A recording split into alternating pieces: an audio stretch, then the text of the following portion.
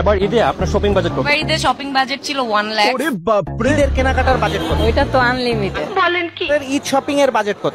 অনেক।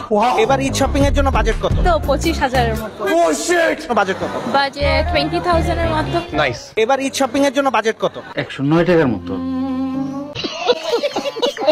আর গাইস আমার এই পর্যন্ত যে জিজ্ঞাসা যে ভাই আপনার ঈদের শপিং বাজেট কত ছিল, আমি যেটা উত্তর দিছিলাম আর কি। এবার ঈদ শপিং এর জন্য বাজেট কত? ফালতু কথা জিজ্ঞাসা করেন কি জন্য? ফালতু কথা শোনার সময় আমার আছে? তো বন্ধুরা আপনাদের ভিতরে এই ঈদের শপিং এর বাজেট ছিল কার কত সেটা একটু কমেন্টে জানাবেন নাকি। ঈদের সর্বোচ্চ সালামি কত পাইছেন? গতবার পেয়েছি 30,000। গতবার 30,000, এবার টার্গেট কত? 50,000। ও মাই গড, এতগুলো টাকা করতে আসবে? এই যে 5টা পার্সেন্ট 50,000।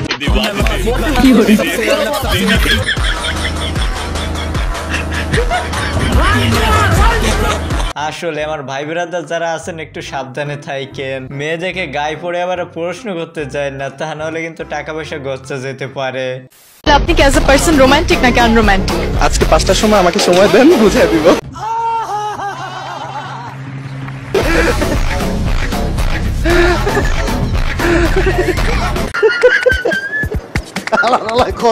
কি আর বলছে, যেমন প্রশ্ন করছে তেমনই উত্তর দিছে, কিন্তু যে যাই বলেন না কেন মেয়েটা কিন্তু আসলে লজ্জায় পড়ে গেছে।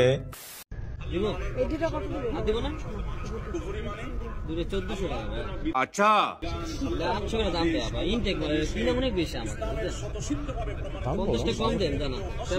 রুকো যারা, সবার করো।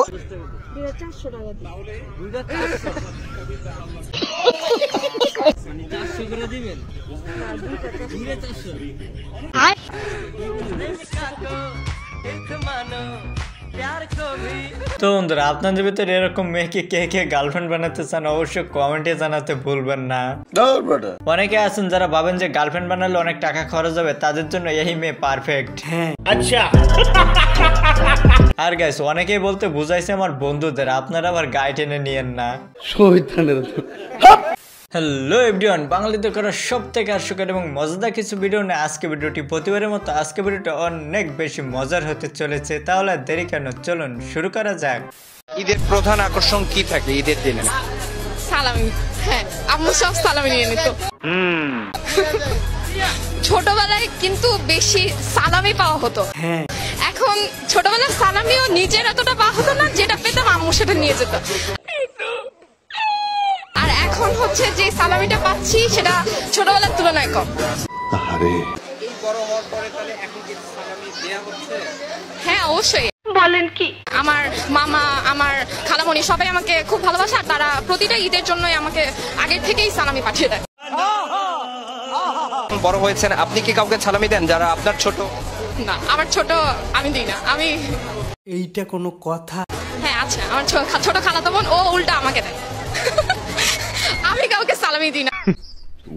তো বন্ধুরা আপনাদের আম্মুরা কি ছোটবেলায় আপনাদের ঈদ বোনাসের টাকা নিয়ে নিত, আর নেওয়ার পরে কি সেটা আর দিত না? তো গেছে এমনটা কিন্তু আমার সাথে কখনো ঘটে না। আপনাদের কারোর সাথে কি ঘটছে?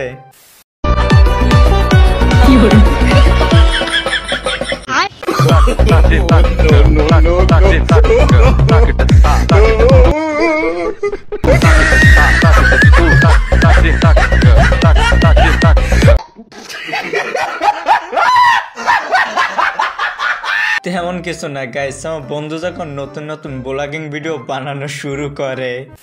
ওই কি রে, তোর আমি কতবার ফোন দিছি, কালকে রাত থেকে ফোন দিতেছি, ধরছস ফোন ধরছস না, মেসেজ দেখছস, মেসেজ সিন করে রাখছিস WhatsApp-এ, সমস্যা কি তোর? কন্ট্রোল।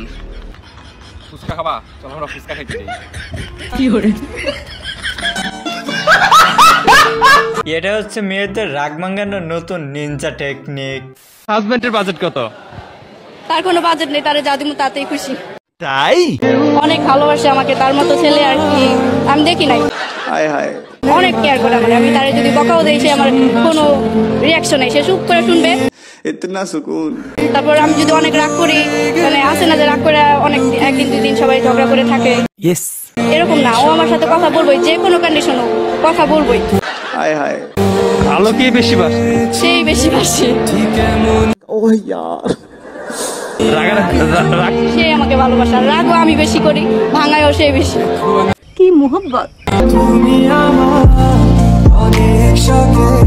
তো বন্ধুরা এরাই বলে সত্যিকারের ভালোবাসা, কারণ ভালোবাসার ভিতরে তো মান অভিমান থাকবেই।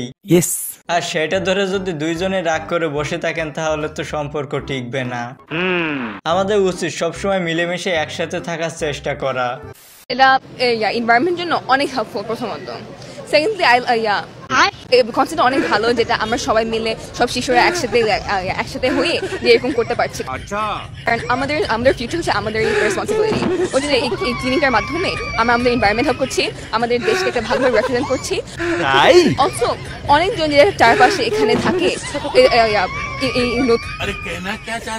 কিন্তু আমাদের এই কাজের জন্য গভর্নমেন্ট যেমন আমাদের হেল্প করছে, এর জন্য আমরা অনেক ডেভেলপমেন্ট হচ্ছে। আর আসলে চারপাশে মানুষের জন্য আমাদের পুরো দেশের জন্য প্রকৃতির জন্য সবকিছু মিলে অনেক সাহায্য করছে।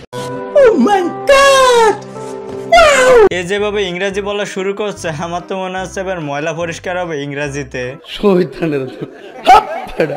ছেলেরা তো একটু বল টাইপের হয়, যা দাম বলে তাতেই কিনে নেয়, কিন্তু মেয়েরা তো একটু দামাদামি করে কিনতে পারে, একটু চালাক হয়। আচ্ছা, ওদেরকে বোকা বানানো যায় না সহজে। দামাদামির দিক দিয়ে আমি চালাক, তাই বাকি সব দিক দিয়ে সংসার সামলানোর দিক দিয়ে আমি চালাকি আছি আমার মনে হয়।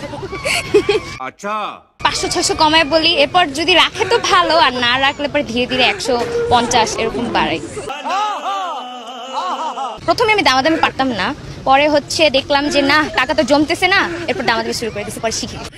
কিন্তু মাঝে মাঝে যখন সাথে সাথে রাজি হয়ে যায় না, তখন মনে হয় না আর একটু কম বললে ভালো হতো। আসলে মেয়েরা অনেক বেশি বুদ্ধিমান হয়, সেটা তো আমরা দেখেই আসতেছি। কি বলবো, যাই হোক। আর বোন, আমরা ছেলে মানুষ, আমরা বলদই থাকি, সমস্যা না। তো বন্ধুরা চলেন একটি ভিডিও ক্লিপ দেখে আসা যাক, সেখানে দেখলে বুঝবেন যে মেয়েরা কত বেশি বুদ্ধিমান। বাংলাদেশ এবং ইন্ডিয়ার মাঝখানে একটা ঘোড়া ঘাস খাচ্ছে। এখন ওই ঘোড়া যদি দুধ দেয় তাহলে কোন দেশে দিবে? বাংলাদেশকে।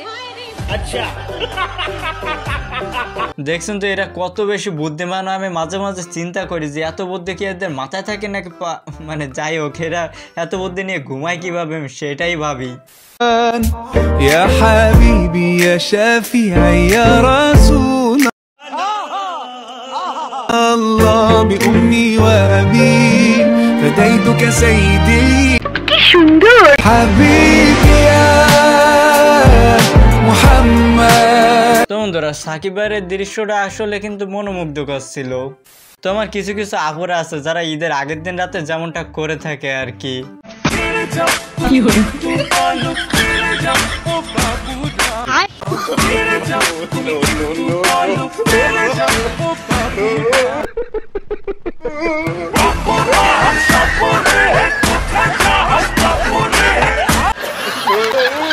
তো পুরো সেই থেকে অনেক পচাইছি আপনাদের, আর না আপনাদের জন্য এই ভিডিও ক্লিপটি শুধুমাত্র আপনাদের জন্য। আর ঈদ মোবারকটা সবার জন্য। সবাইরে জানাই অগ্রিম ঈদ মোবারক। তোমাকে আই লাভ ইউ, আর শাশুড়ি আম্মাকে আসসালামু আলাইকুম। ধন্যবাদ।